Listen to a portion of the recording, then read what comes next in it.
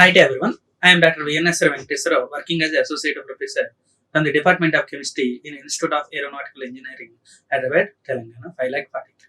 Today, I would like to give the topic one of the theories of corrosion, nothing but electrochemical corrosion. So, before starting the topic, first of all, we see what are the topics covered in today's session. So, the main topics connected to, first of all, we see introduction to the corrosion.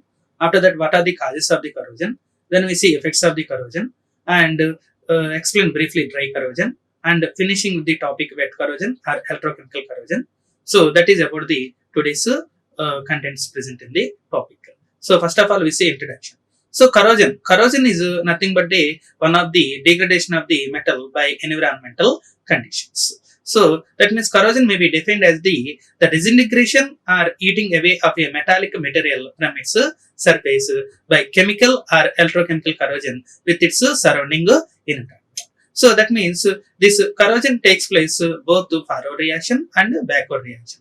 When you see the forward reaction, that means the pure metal undergoes a oxidation reaction, nothing but loss of the electrons in the presence of the environment, that may be either dry environment or wet environment. That metallic compound converts into its hydroxide, carbonates and oxides. For example, if you can taken as a iron, that iron material converts into iron oxides. That means from ferrous oxide to ferric oxide. Okay, so that means the process of decay of metal by environmental attack is known as a corrosion. What is the simple definition? The process of decay of metal by environmental attack is known as a corrosion. So that means metal undergoes a corrosion and converts into their oxides and hydroxides. After that, in some cases, carbonates and sulfates. So most probably oxides are absorbed in the case of the metallic iron. Iron converts into oxides and hydroxides. Hydroxides especially absorbed in the copper hydroxides, and carbonates also absorbed in the carbonates like copper carbonates, and sulfates most probably absorbed in the case of the metallic silver. That means silver converted into a silver sulfide when it undergoes a corrosion phenomena. Now in this case, how to control the corrosion? So there are so many types of the corrosion. First of all, we see pipeline corrosion, nothing but rusting of the iron. After that, we see the joint pipes. It is also takes place rusting of the iron by combined with the vertical pipe and horizontal pipe. And this is taken as a by small objects like bolts and handles, like especially sand handles, and these are also get into a pure material and corroded material. This is also pure material. This is also corroded material. So these almost all these materials made with the iron. And we see the example, rusting of the iron when exposed to the atmospheric conditions. We see nothing but from ferrous present in the Fe+2. It reacts with the atmospheric oxygen and in the presence of the wet condition to get ferric oxide trihydrate. So this is the formula for the when iron undergoes a corrosion phenomena. And we calculated the oxidation state of the iron Fe2O3, we get to +3. That means from +2 to +3, the iron changes from ferrous to ferric. That is called a rust hydrated oxide Fe2O3 with X moles of the water. So in the case of the copper undergoes corrosion to form a green film or basic carbonate, and the formula is nothing but copper carbonate and copper hydroxide. This is also another type of the corrosion by different metal.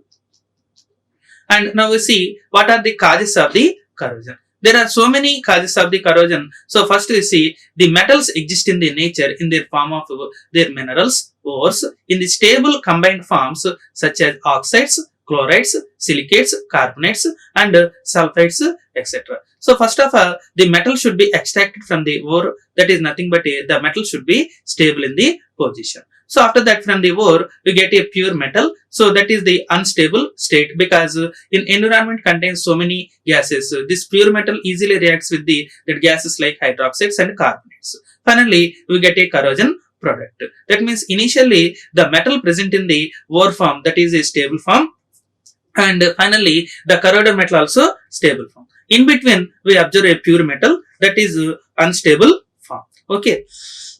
During the extraction of the metals, these ores are reduced to a metallic state by supplying considerable amount of the energy. So that means hence the isolated pure metals are regarded as excited state than their corresponding ores. Because of getting the pure metal from the ore, it is need to applying heating conditions. In order to apply the heating condition towards a metal, that metal is called as a isolated atoms that is present in the excited state. But the excited state of the metal is very unstable condition, even though it is present in the pure form. Immediately it comes to the its ground state. So the metals have a natural tendency to back their combined state, that is in the form of minerals and ores. So this is the main cause the metals undergoes a corrosion phenomena. That means when metal is exposed to the atmospheric gases, moisture, liquids, etc., the metal surface reacts and forms more thermodynamically stable compounds are produced. Now we see what are the effects of the corrosion. So because of the effects of the corrosion, the metals lost its appearance. That means physical phenomena will be changes, and it will be improve the maintaining and operating cost of the metals. And finally, the plant shutdown takes place, and we get a contamination product. That means byproduct percentage will be increases and main product percentage will be decreases, and loss of valuable products due to leakage process, and effects on safety and reliability in handling hazardous materials. Finally, we get a product liability and accountability and responsibility is very important. Okay, that means valuable metallic properties such as conductivity, malleability, ductility, etc. are lost due to the corrosion phenomena. Now we see theories of the corrosion. What is the theories of corrosion? There are mainly two types of the theories. That is nothing but a dry theory and chemical theory. That means the dry theory is also called as a chemical theory. And second theory is nothing but wet theory or electrochemical theory or galvanic theory. So first you see dry theory. That means this dry type of the corrosion mainly occurs to the direct chemical action of atmospheric gases like oxygen, halogens, and hydrogen sulfide, sulfur dioxide, and nitrogen are anhydrous inorganic liquid present in a metallic surface. All these gases we observe in the surrounding environment because they are supplied so many vehicles, like even the burning of the petrol, they release so many sulfur gases and carbon dioxide gases. They are mixed with the environmental oxygen to form a carbon dioxide and sulfur dioxide gases. And there are mainly three types of the chemical corrosion. One is oxidation corrosion, second one corrosion due to other gases, and the third one nothing but a liquid metal corrosion. Okay, so first we see oxidation corrosion. First we see the oxidation corrosion phenomena. That means this is carried out by the direct action of a oxygen either low or high temperatures on the metallic surface, even the absence of the moisture condition. Like alkali metals and alkaline earth metals are rapidly oxidized at low temperatures. That means alkali metals nothing but first group of the periodic table, and alkali earth metals nothing but second group of the periodic table. So that means at high temperatures all the metals are oxidized except silver, iron, and platinum. So that means whenever the pure metal undergoes a oxidation phenomena by the loss of the two electrons to get a M2 plus oxidation state. So even in presence of the oxygen, what happens? It recognizes it to require the above lost two electrons and gets the reduction phenomena. That means oxide ions are formed. Finally, the metal with oxygen to give a metals in the presence of a oxidation state and to get 2 moles of the oxide ions. So this is called as a metallic oxide, like ferric oxide. So it is the pictured diagram of a dry corrosion phenomena. So that means initially we get a inward diffusion and atmospheric oxygen and formation of a metal oxide phenomena, and finally we get a reaction at exposed part. That means half moles of the O2 reacts with the 2 moles of the electrons to get a reduction reaction. That means oxides ions. And at the top position, the metal undergoes a oxidation phenomena to get loss of the 2 electrons. That is oxidation of a metal takes place. So finally, we see mechanism of the oxidation corrosion. That means initially the surface of a metal undergoes oxidation and the resulting metal oxide scale forms a barrier which restricts the further oxidation phenomena. That means the nature of the oxidation film will also affect the further it will be continue or discontinuation takes place. If the metal oxide is stable, it behaves as a protective layer which prevents the further corrosion. So this type of the corrosion oxide films especially observed in the case of the aluminum, tin, lead, copper, chromium and tungsten etc. They are forming stable and therefore further corrosion is prohibited. In the second case, if the metal oxide film is unstable, that means the oxide layer is formed, decomposes back into a metal and oxygen. Finally, oxidation corrosion is not a possible condition. And this type of corrosion, especially observed in silver, iron, and platinum, do not undergo oxidation corrosion. So, and we see mechanism of oxidation corrosion in the third case. That means if the metal oxide layer is volatile, then the oxide layer volatilizes after formation and leaves the underlying metal surface exposed for further attacking condition. So, this causes continuous corrosion which is excessive in molybdenum oxide, MoO3. So that means if the metal oxide layer is the porous nature, that means it contains some pores ready to absorb the environmental oxygen or surrounding oxygen. That means the oxide layer is formed has pores and cracks. In this case, the atmospheric oxygen penetrates through the pores or cracks and corrode the underlying metallic surface. So this causes the continuous corrosion till conversion of metal into oxide is completed. So this type of corrosion especially observed in the case of the alkaline and alkali earth metals like first group and second group of the periodic table like sodium, lithium, potassium and magnesium etc.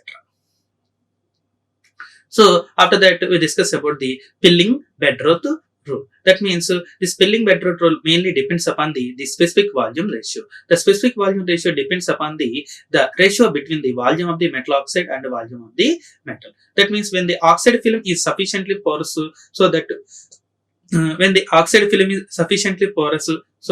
the diffusion of cation and anion takes place smoothly, then the oxidation corrosion takes place continuously. So in the case of the pilling bedroth rule, it explains the porous and non-porous nature of the metallic oxide which is formed during the corrosion phenomenon. So according to this rule, specific ratio it should be calculated. The formula is nothing but volume of the metal oxide and with the volume of the metal. So in the specific volume ratio, if it is smaller means less than 1, then the oxidation corrosion will take place because the oxide films will be sufficiently porous for diffusion of metallic cations and oxidic anions. That means if the specific volume ratio is more than 1, then it will be non-porous nature. That means whether the corrosion is continuous or non-continuous depends upon the value of the specific volume ratio. So if the specific volume ratio is equal to 1 or less than 1, it will be porous nature. If the specific volume ratio is more than 1, then it is non-porous. Then corrosion should be discontinuous. So this pilling bedroth ratio especially observed in the case of if the volume of the metal oxide film should be equal to or greater than the volume of the metallic surface. The metallic surface is compact and non-porous. That means it can act as a protective nature. So such type of the corrosion will be observed in the case of the copper, indium, aluminum, nickel, chromium forms oxides whose volume is greater than the volume of a metal surface. And if the volume of metallic oxide layer is less than the volume of a metallic surface, the oxide layer is porous and non-protective. That means especially alkali and alkali earth metals like first group periodic table and second group of the periodic table, nothing but lithium, sodium, potassium, magnesium. In those cases, the corrosion should be continuous because the film is non-protective nature. And the second case in the dry corrosion, nothing but corrosion due to other gases. So this type of the corrosion is due to gases like sulfur dioxide, carbon dioxide, chlorine and hydrogen sulfide. That means one of the halogens is also involved in this case, nothing but chlorine. So that means at the same time fluorine also one of the halogen, it is also involved in the case of the corrosion due to other gases. That means in this corrosion, the extent of corrosive effect depends mainly on the chemical affinity between the metal and gas should be involved. So the degree of attack depends upon the formation of protective or non-protective films on the metallic surface, which is explained on the basis of the pilling bedroth rule. So if the volume of the corrosion film formed is more than the underlying metal, it is strongly adherent, non-porous, does not allow the penetration of a corrosive gases. So that means, for example, if you can take a silver reacts with the chlorine to form a 2 moles of the silver chloride. That is nothing but protective film. So 2 moles of the silver and chlorine reacts with to form a 2 moles of silver chloride. If the volume of the corrosion film formed is less than the underlying metal, it forms pores or cracks and allow the penetration of corrosive gases leading to corrosion of the underlying metal.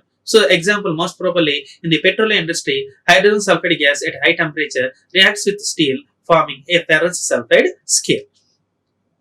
So that means iron is present in the steel form and it reacts with the hydrogen sulfide to form ferrous sulfide. That is porous nature. That means corrosion should be continuous. Then the third case, nothing but liquid metal corrosion. So liquid metals nothing but most probably we observe in the presence of a mercury. So entire periodic table, one and only liquid metal, that is nothing but mercury. So this corrosion is due to chemical action of flowing liquid metal at high temperatures on solid metal or alloy.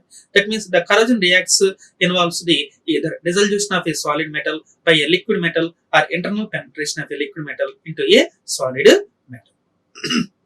So this type of liquid metal corrosion we observed the coolant nothing but sodium metal leads to a corrosion of cadmium in the nuclear reactors. And after that we discuss about the wet corrosion, nothing but this is also called as electrochemical corrosion. This is also the second theory of the corrosion. So this type of corrosion occurs where a conducting liquid is in the contact with the metal. Up to this condition, we observe that the corrosion takes place most probably in dry conditions like oxygen and other gases. But in wet corrosion, the metal directly contact with the moisture. So that means this corrosion occurs due to the existence of separate anodic and cathodic parts in which the current flows through the conducting solution. That means at anodic area always oxidation occurs, thereby destroying the anodic metal either by dissolution or formation of a compounds. Hence corrosion always occurs at anodic parts. That means now we see mechanism of the wet corrosion. Electrochemical corrosion involves the flow of the electrons between anode and cathode. That means the anodic reaction involves the dissolution of a metal liberating the free electrons. That means at anode always the oxidation takes place by the loss of the electrons with the metal. That means we see whenever the metal undergoes a oxidation phenomena, it loses n moles of the electrons to get Mn plus charge. That means the cathodic reaction consumes the electrons with either evolution of hydrogen or absorption of oxygen, which depends upon the nature of the corrosive environment. That means evolution of a hydrogen case. We see this type of the corrosion occurs in acidic medium. For example, if you can take as the metal iron, anodic reaction is dissolution of iron as ferrous ions with the liberation of a electrons.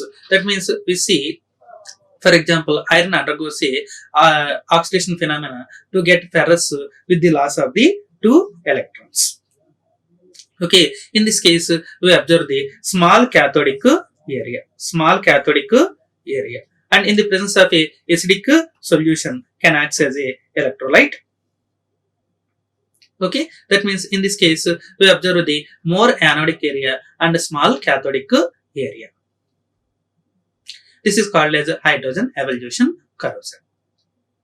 And then anode, what happens? The iron undergoes a oxidation phenomenon with the loss of the 2 electrons. The electrons released flow through the metal from anode to cathode, whereas H plus ions of the acidic solution are eliminated as hydrogen gas. And at the cathode, what happens? The loss of the electrons at anode gained by the 2 moles of the H plus ions to get hydrogen gas. Evolution takes place at cathode. That is called as reduction reaction. So now we see the overall reaction is nothing but when iron reacts with the 2 moles of the H plus ions to get Fe plus 2 ions with the evolution of hydrogen gas. That means ferrous is converted into a ferrous. That means base metal of the iron converted into a ferrous ion. So this type of the corrosion causes the displacement of the hydrogen ions from the solution by metal ions. That means all the metals above the hydrogen in the electrochemical series have a tendency to get dissolved in acidic solution with simultaneous evolution of the hydrogen gas. That means the anodes are larger areas, whereas cathodes are the smaller areas. Now we see the second case nothing but absorption of the oxygen. So, for example, rusting of iron takes place in neutral aqueous solution of electrolytes in the presence of a atmospheric oxygen. That means usually the surface of iron is coated with a thin film or iron oxide. That means if the film develops cracks, anodic areas are created on the surface. While the metal parts acts as a cathodes, it shows that the anodes are small areas, while the rest of metallic forms are larger cathodes. That means this case is against the previous case, like evolution of a hydrogen. So absorption of oxygen is directly against to the evolution of a hydrogen. That means the released electrons flow from the anode to cathode through the iron metal.